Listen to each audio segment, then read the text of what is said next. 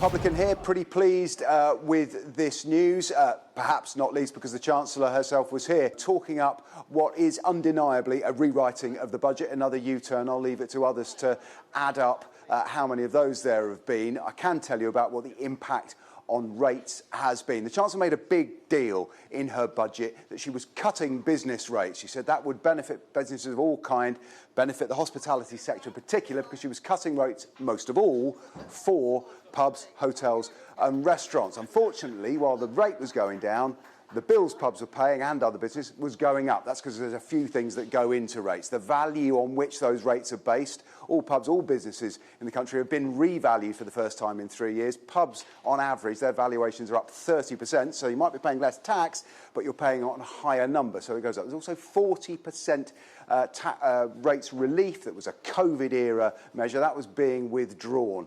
So pubs, when they did the sums, looked at this, and while there was some more relief coming from the government, they said, we are being hammered here. There has been a pretty effective campaign. Labour MPs, including the Chancellor, have been barred from their locals. So today, a climb down.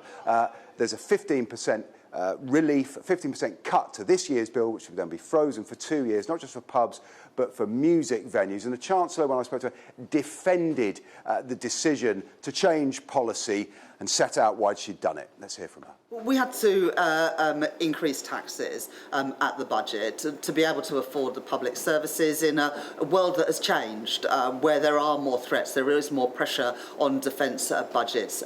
There is an increasing need to build our security and resilience at home, whilst at the same time turbulence that is causing uncertainty around trade. So we did have to raise money.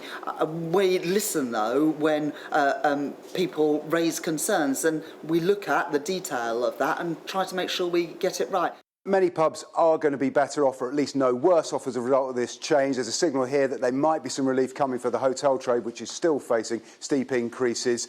We wait and see if this is the last rewriting of that budget.